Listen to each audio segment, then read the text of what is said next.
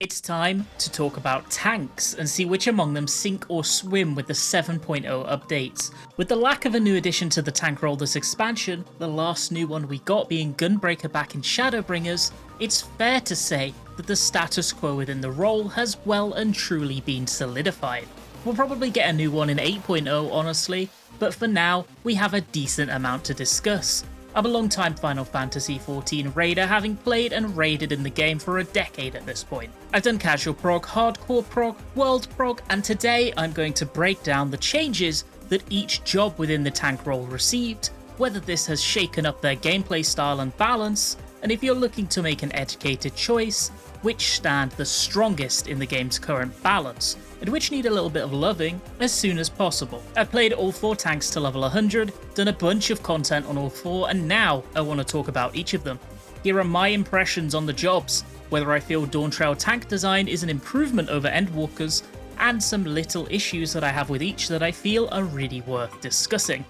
After I've talked about the jobs, I will touch on 1 or 2 discussion points about the role itself that I feel are worth covering as well. Warrior hasn't changed an awful ton from its Endwalker iteration, as this time around Square Enix seemingly read very intently from the book of "If it ain't broke, don't fix it" when making their job design choices for 7.0.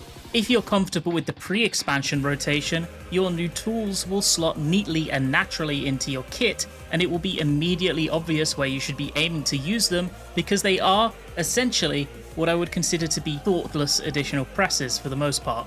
They look really cool though. Both Primal Ruination and Primal Wrath have 10 out of 10 animations, and I'm also a big fan of the Inner Chaos animation revamp as well. Warrior as a tank excels in so many fields. It's both simple to grasp the core concept of and easy to play, centering on the upkeep of Surging Tempest and the building and spending of the beast gauge on Fellcleaves, Decimates and more. Warrior not only has a robust mitigation kit just like its fellow tanks, but is also uniquely positioned to have the strongest self and party healing kit without damage loss of any non-healer in the entire game. Via a mixture of Equilibrium and Bloodwetting, and nascent flash when it needs to triage an ally, Warrior often has absolutely no issue whatsoever healing up the damage it takes, making it a perfect tank to take the lion's share of the auto attacks from most bosses. It also has what I firmly believe is the best invulnerability in the game, in Holmgang, which has the shortest overall cooldown and as a result can, in many cases, gain an additional valuable use in an encounter over what any other tank can. Holmgang often leaves the player at 1 HP, but when you have so much healing and also your green boys have a ton of tools of their own to provide, that realistically does not matter. These are all traits that this job possessed before Dawntrail, but what new spanners have been thrown in the works? Well, Warrior also has a high level of damage consistency thanks to the fact that most of its bursts are guaranteed direct critical hits. When you enter your inner release window, your 3 Fellcleaves, your Inner Chaoses, and your Primal Rends, and now the new Primal Ruination as well, are all guaranteed, meaning that you will have a much more consistent pull-to-pull damage number than your fellow tanks will, and even more consistent than you had before 7.0 released. Their defensive kit has also seen some alteration. Firstly, Rampart across the board has received a secondary usage of increased healing received, which is strong by itself, but is remarkably synergistic with Warrior specifically, because it also possesses Thrill of Battle, another increase to healing received. Comboing both of these together makes it an incredible spread adlo target for a Scholar, and helps it synergize even further than it previously did with that game-changing ability. Secondly, Vengeance has been upgraded to Damnation, increasing its mitigation percentage from 30 to 40 and giving it an individual secondary trait. This is nothing special, every tank got this. The Warrior's secondary trait is a regen that procs either when you take your first instance of damage whilst Damnation is active, or when the cooldown naturally expires. Having more self-healing feeds more into Warrior's kit, and I think it's a decent secondary on the whole, though I definitely do not think it's the best out there. This trait excels in multi-hit busters that do not have a forced swap associated with it, or busters that are immediately followed by numerous auto attacks. For other types of busters, they're not so good, as they don't help in any way with your initial damage mitigation or survival, but instead with your triage for follow-up attacks. It's important to note that Warrior still has that fun little bonus on their big boy cooldown that rebounds damage they take back onto their enemy. This gives you a really interesting but small optimization that is super niche and only Warrior can do. The updates that potions have received in Dawntrail have also been especially huge for the playability of Warrior. Now, gem drafts are able to be double weaved like any standard OGCD, albeit without the usual queuing that you'd come to expect from other abilities. What this means is that you can shift back your potion a bit more, double weaving it with inner release, which, as a result of that, makes it possible to catch your entire extended 20-second burst window under potion, and then to build and execute an additional Fell Cleave and Inner Chaos right at the end before the potion drops, and do so consistently and easily. On launch, there was also a really cool unintended piece of tech that you could do thanks to these additions, which would essentially let you carry over an odd minute Primal Ruination all the way to the next even minute window, where you'd be setting up a pot, and if you potioned a little bit early, you could hit that Primal Ruination, then do your next Inner Release and everything that follows, essentially gaining 2 Primal Ruinations in a single potion. That's what the small patch 7.01 alteration to buff duration of Warrior was about. They wanted that strategy neutered for whatever reason. AoE has also changed up a little bit. Now you will use your AoE combo at 3 targets, but Decimate only becomes a damage gain over Fell Cleave at 4 targets, which is quite interesting. This follows much the same system as before, but AoE across a multitude of jobs has become a little weaker this time around, and Warrior is no exception to that rule. I've honestly always liked having different parts of your kit be damage gains or losses to either AoE or single target at different enemy counts. I think it makes things a little more engaging and keeps players on their toes more than they would have otherwise. This does, however, result in you not building your gauge with AoE on 2 target at level 100 anymore. It's also worth noting that Warrior is just kinda broken in dungeons. It's just the best. It brings solid damage, and thanks to Bloodwetting being in its element when it comes to AoE, it is practically incapable of dying, because you can fully self-heal and become essentially invulnerable for its duration every 25 seconds, and then you can fill the gaps in time using your other defensives to carry you even without help from a healer. Strike all you want, because Warrior just doesn't need you. In terms of their damage contribution, Warrior sits squarely at number 2 right now at all levels of skill. Because of its guaranteed crits, it is an incredibly reliable choice. For such a comfortable, inviting tank to rotationally manage, that also has a plethora of other incredible boons, including the best invuln in the game, and the capability to throw Nascent Flash on any target in need of triage every 25 seconds, having a good position as second tank on the leaderboards in terms of damage contribution makes them a fantastic pick in practically any party. Warrior, as of the current state of the game, is not an insta-pick by any means, but it is a very strong recommendation. It's really, really good right now. Next, let's dive into the Shadowbringers Tank Edition, and the newest one to be introduced to date, Gunbreaker. On the surface, it looks like this job too didn't really change in any way, but if you delve a little bit deeper, I think the additions and adjustments have brought Gunbreaker into a really finely crafted iteration that feels distinct enough to its predecessors to stand alone. Helps that it's amazingly strong as well. Gunbreaker revolves around building cartridges through the completion of basic combos, and then spending them on powerful ammo-infused attacks, including Double Down and their Gnashing Fang combo. The core friction and thought processes of the rotation involve ensuring you carry enough ammo into No Mercy windows to execute your burst correctly, and timing it well enough to make sure you fit everything inside without drifting. It has the highest cost per minute of all of the tanks by a country mile thanks to the large number of continuation weaves, and in the 7.0 iteration, it is so far ahead it isn't even funny because Dark Knight went down a lot, meaning that if you like fast-paced rotations that can be customized and switched up a lot based on individual fight constraints, Gunbreaker is probably the tank for you.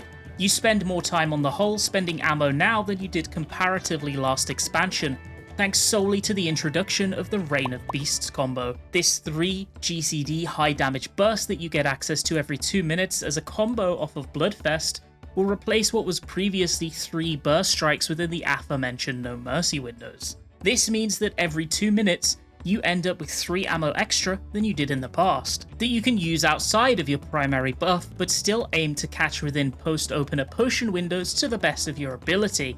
So, if one of your reasons to love Gunbreaker is those continuation skills, you'll be using more of them than ever this time around.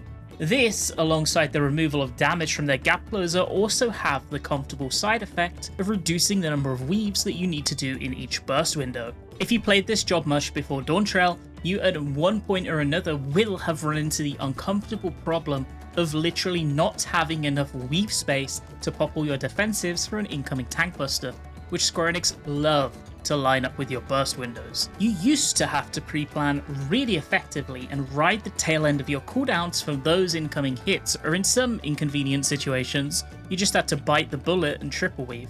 But thanks to more lax no mercy windows, that should not be necessary anymore. You should have ample space. I mentioned in the warrior section that tanks gain defensives across the board too, and Gunbreaker is no exception to this. Rampart across the board has received the secondary trait of increased healing received, which is very nice to have, but the real mitigation to get excited about is the upgrade Nebula receives as it becomes Great Nebula. Its damage mitigation increases from 30% to 40%, which all tanks got, but each of them got a unique secondary effect, and I believe that Gunbreaker received one of the best. Great Nebula increases your total HP by 20% for its duration, and it also heals you for the amount of HP that you gained.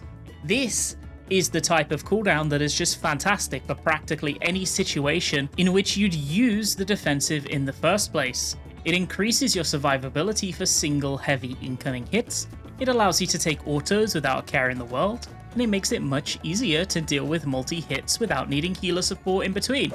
Couple this with Heart of Corundum, which is one of, if not the strongest 25-second defensive cooldown for a tank in a raid scenario, and you should be able to easily shrug off even the heaviest incoming attack. Heck, thanks to the Heart of Corundum heal, you can even triage yourself afterwards as well. One thing that's really interesting about Gunbreaker now is just how tight your No Mercy window is. Because of the nature of your Reign of Beasts combo cancelling your Gnashing Fang combo, you will generally be finishing out your burst window with Reign of Beasts rather than using it early, opting to get your cooldown linked Gnashing Fang and double down out of the way first. This means that should you lose uptime for any reason, or enter No Mercy on the wrong GCD, it can be all too easy to drift your heaviest hit outside of buffs, which is definitely not an ideal scenario. What is really cool, and I find a genuinely interesting piece of tech, is that because of how jam-packed these buff windows are, one thing players have begun to do is carrying over a hypervelocity into your No Mercy from outside it. This is mainly intended for Bloodfest bursts, and is achieved by using Burst Strike, then double weaving No Mercy and hypervelocity in that order before beginning your big attacks as normal. I love interesting little optimizations like this, and I think the fact that they exist opens up so many more opportunities for Gunbreaker players to eke out damage. The final hit of the Reign of Beasts combo is the single highest hit that any tank has, at a whopping 1200 potency. And the entire combo is just absolutely insane, outputting 3000 potency across 3 GCDs. But, unlike for example Warrior, these skills are not guaranteed critical hits, which leads to a large amount of variance in terms of your damage per pull. Damage per pull can feel very good when you win, but as we should all know with gambling, the house always wins in the end. I consider a high amount of variance to not be ideal personally, but I suppose it isn't the biggest issue in the world on the whole when in the current balance patch, Gunbreaker is categorically the highest DPS tank by a couple of hundred DPS. I also think that the current form of AoE rotation this job has is, well, really cool. So your basic AoE combo is a DPS gain of a single target at 3 or more enemies, but your AoE ammo spender is a damage gain at 2 or more enemies, partially thanks to the extra kick that Fated Brand provides. That's not all though, because whilst AoEing, you need to ensure that you keep an ammo aside every 30 seconds in order to use your Gnashing Fang combo at 3 or less enemies, because that too is still worthwhile. Basically, having different parts of your toolkit becoming worthwhile at different enemy amounts makes it all the more engaging, and Gunbreaker has tons of that and rewards your moment-to-moment gameplay decisions. To say it bluntly, I think Gunbreaker is the strongest tank in the game right now. It deals the most damage, It has some of the best new defensive options in Grand Nebula and Heart of Corundum, and it is active, fun, and interesting to both learn and optimize. It is close to an insta-pick for Savage progression. Of course, if you're going for anything other than World Prog, it's better to comfort pick unless you are truly equally comfortable with all tanks, but having a Gunbreaker will definitely benefit your group, both thanks to their damage contribution and incredible mitigative and party support kit. I also really like the changes that have been made in Dawntrail. They're a logical progression that shines a brighter light on what made so many people like the job in the first place, whilst trimming a little bit of the fat. Really good changes all round. We still have one of the 2 launch tanks left to discuss, so let's shuffle on over to Paladin next. I like to joke around and say that we actually just got Dawntrail Paladin early, as the job was touted for a 7.0 rework early in Endwalker. Then, in patch 6.3, Paladin got a bunch of changes to the way its overall kit worked that allowed it to fall more in line with the game's current 2-minute burst meta, with the note that this was a stopgap method and we would likely see more sweeping changes in Dawntrail. Then 7.0 comes around and the job in form and function is almost completely unchanged, so by and large you've been playing the new version of the job for the last year. Paladin wields a sword and shield and has a looping 60-second rotation, where you weave a mixture of melee sword attacks and ranged magical blasts to take out enemies. It also possesses an absolute truckload of utility, party mitigation, and a versatile kit that always makes it a tantalizing pick, regardless of its shortcomings, which, in this current iteration, are absolutely present. Firstly, I think that Paladin is the most useful progression tank when it comes specifically to utility and survivability, if we remove any other factors such as damage output. When you look at what they can use compared to the other 3 tanks, it almost feels unfair. Paladin possesses an extra raid mitigation that no other tank has in the form of Passage of Arms, and it just has this plane on top of Reprisal and Divine Veil, which are the ones that its 3 role buddies have their own equivalents of. It also has access to Clemency on demand at a mana and DPS cost, which, yes, it does cost damage to use and MP, and you're not going to immediately break it out unless the group goes full on into a recovery scenario. Despite that, it's an incredibly powerful triage and sustain button in those situations, and one that no other tank can do without an associated cooldown. A significant chunk of their rotation, including half of their burst window, is made up of instant cast ranged GCDs, meaning that Paladin can safely peel away from the boss with only the loss of auto attack damage, making mechanics in a progression setting much easier to deal with, and making it less tempting to greed, which aids in consistency. Paladin also brings incredible single target support too, being able to utilize cover in bad situations to protect a healer or important target, while they work on getting the group back on their feet. Cover is frustratingly niche considering that a few expansions ago it was so good, but occasionally there does pop up a moment where you can hit it to great effectiveness, and that feels really good to do, and it's something totally unique to Paladin. It's also best in class when it comes to taking double tank busters with a co-tank, thanks to the fact that you can stockpile 100 gauge and use intervention on your friend and Holy Sheltron on yourself, offering a higher level of survivability spread between both tanks than you realistically could on any other pick except arguably Dark Knight. Speaking of Holy Sheltron, this is one of the better 25-second personal mitigations too, offering an accompanying regen alongside to help make Paladin excellent at taking auto attacks from a boss. I spoke individually about both Gunbreaker and Warrior's new defensive, so we'll do the same for Paladin. They were all recipient to an increased healing received trait as a secondary function of Rampart, which is nice, but not really a game changer by any means on Paladin. But what is a game changer is the upgrade that Sentinel received in becoming Guardian. Now it secondarily provides a 1000 potency shield, which firstly is absolutely huge, and secondly can crit, making it even better. I think this is easily on par, or in some situations even better than Gunbreaker's 2-minute upgraded cooldown, and I gave that one a glowing review as well.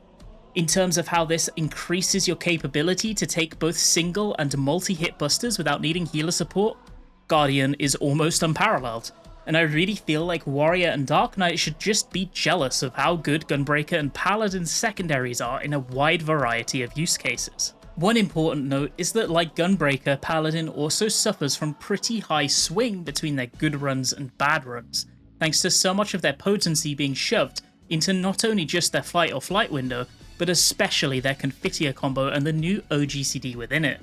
If these crit, you're living life, but if they don't, it noticeably affects your potential to do damage on that run, which is not ideal by any means. There is a significant change to your rotational gameplay worth mentioning, and no, it isn't Blade of Honor. It's actually the fact that your Atonement combo has become a real and actual combo with different names, animations, and more importantly, potencies. Before, it didn't matter at all because all three Atonements were the same, but now this shakes up your priorities both in and out of buffs and allows an additional thought process to deal with. Many Paladins will likely be familiar with the fact that when approaching a buff window in Endwalker, you'd usually do your 1-2-3 to prep Atonement and Holy Spirit, then do another 1-2 to ensure that you always have a full sequence of big hits ready to do. And sometimes you'll be able to get 2 Holy Spirits under your burst doing that. Now, you want to add Atonement to the list of those things that you want to get out of the way. There's also a little point of interest that Sepulture, the final hit in your Atonement combo, is better than Holy Spirit, meaning that your priority in buffs after Confiteor combo and Goring Blade is Sepulture, then Holy Spirit, then the second hit of Atonement, then the first, and finally your 1-2-3. More tiny things to optimize is a very good thing. So I've bigged up Paladin a lot here, and it definitely sounds like it could just be the best tank in the game, right? But it has one huge, gaping Achilles heel of a weakness right now that categorically prevents that. Its damage is low. It's the lowest tank in the game. And if you compare it at most percentiles to a Gunbreaker, you're looking at a solid 800 DPS difference. In casual content, that is not a huge deal by any means, but in cutting edge progression settings, 800 is huge. So what you're essentially doing in choosing to bring a Paladin is directly trading damage capability in for utility. Whether you're willing to do that or not is your choice, of course, but I feel that in higher end groups, unfortunately, the decision will be made to pass it up as a result. If we see at least small damage buffs come Savage or later, I think that Paladin will immediately become an incredibly attractive option. Finally, we come to Dark Knight. Dark Knight, Dark Knight, Dark Knight. Dark Knight was actually my favourite tank in Shadowbringers and Endwalker. It was the best at what it did in the role. Intense burst windows with a lot of weaving, gauge stockpiling and spending, and some funny tech by a TBN that can also provide incredible party protection. But what I can safely say that in Dawntrail, however, Dark Knight is my least favourite tank. Despite that, I'm going to give it a fair crack, talk about what changed and the positives and negatives that come from these adjustments. Firstly, Dark Knight consolidated what some would call button bloat in removing damage from their gap closer and condensing Blood Weapon and Delirium into a single multifaceted ability that combines the effects of both, albeit across 3 hits rather than the 5 that Blood Weapon initially had. What this does in practice is reduces the number of weaves that you need to do within burst windows to execute them correctly, making it easier to pop defensives during those periods of time when tank busters come up, and making everything in general much more comfy to press and get off in time.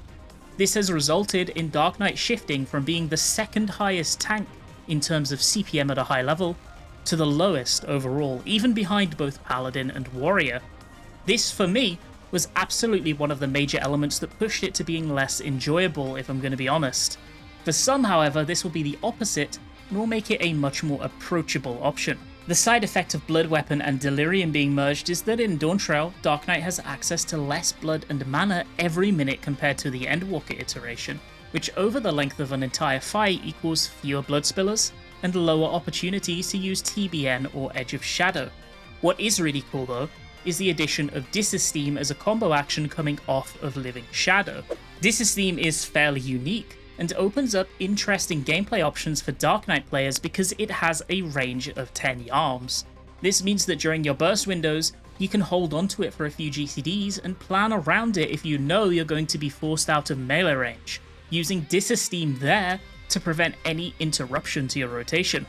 In terms of animation, Disesteem is brilliant as well. I think if there's one thing you can never critique Dark Knight on, it's aesthetic and job fantasy, and the new animations are no exception to this.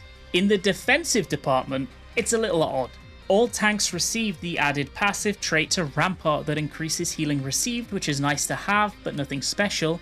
And for Dark Knight, their 2-minute 30% cooldown was upgraded from Shadow Wall to Shadowed Vigil, boosting to 40% nit and also adding a unique secondary trait. This secondary procs a heal for 1200 potency when you drop below 50% HP, which can also crit as well for a huge heal. For all intents and purposes, it is essentially an excog from Scholar in function. This can be great in very specific circumstances, such as when there is a multi-hit buster incoming and you will be expected to survive for an extended period, or when a tank buster goes immediately into auto attacks. Yes, it's kind of the same use case as Warrior's one, but I lump this together with Warrior's secondary trait in another way. I lump it together in not being quite as good as the additions that Gunbreaker and Paladin got. It's alright, and there are times where it will really shine, but those times are just not going to crop up as much comparatively. Dark Knight is also categorically the worst choice for dungeons, thanks to their limited self-sustain compared to all 3 other tanks, and whilst their 2-minute upgrade actually does help alleviate this a little, they still feel lackluster in these scenarios. In raids, the job is still useful, pretty strong, and the Blackest Night is still the most Marmite cooldown in the entire game, rewarding smart usage and being a lower cooldown than its competitors, and because of that and it being targetable, you can use it to save especially DPS or healers who are lower than the rest of the party, have been targeted by something they shouldn't, or mess up and get a Vuln stat. But it is an outlier in terms of tank defensives in its risk-reward cost of MP associated with it. If it doesn't break, you've just wasted a chunk of damage, and it can definitely feel awful when that happens, leading to a good number of players avoiding its usage to its true potential. Of course, one boon of Dark Knight is that instead of one single 25-second cooldown like the other 3 tanks, it has 2 cooldowns. The Blackest Night with the drawbacks and strengths that I just mentioned, and Ablation on a 60-second cooldown with 2 stacks. This makes it really strong at using spot mitigation on both themselves, a co-tank, and a fellow non-tank party member almost on demand. Dark Knight on the whole is a bit of a weird one. Right now it stands in 3rd place on the damage rankings, just ahead of Paladin, but significantly lagging behind both Gunbreaker and Warrior. And the job on the whole, to me at least, just kind of feels weird right now, like it's missing something. That makes sense, I guess, considering that in the shift through expansions we've actually lost more than we gained on Dark Knight, and not enough has been provided to fill that gap and feel meaningful enough to not leave me wistful for what came before. Don't get me wrong, it's not a bad job by any means, and it is still a perfectly good pick, one which I'd say is fairly middle of the pack in terms of tanking choices right now, but if it appeals to you, don't let that stop you. So if you want my 1-sentence summary on which tanks I feel are strongest right now, here it is. Gunbreaker is the strongest tank, followed by Warrior if you're using damage as your primary metric. Paladin brings the most non-damage utility to the party, and if it receives any damage buffs, it'll be a fantastic pick as well. Dark Knight is decent, it's very good for an aware tank who is good at triaging and protecting their allies, and will likely power scale as the expansion goes on, as it always has done before. None of the tanks are categorically bad, but I think as of right now, Gunbreaker is the best to bring, because it provides so much to a raid as well as the best damage. My group at least is planning Gunbreaker and Warrior, obviously pending balance changes in patch 7.05. I'm not going to end out this video with a 5-minute rant about the role as a collection like I did with healers, because to be blunt, number 1, I don't play tanks as much as I do healers, and number 2, I've mentioned before that I feel that the biggest issue plaguing the tank role right now is the fact that many of their job mechanics have been cut away over time, things like aggro manipulation and precise boss positioning, because a lot of the hitboxes got huge, many of them were war bosses, and often you didn't have anything to do. I'm hoping that Dawntrail rectifies that and the tank role feels a little bit more engaging than it did before, but we'll have to wait for Savage to see for sure. Hopefully this video will help you lock in your pick, or if you're on the fence, try out a tank at endgame that you didn't get the chance to before. Thank you so much for watching, and hope you have a fantastic rest of your day.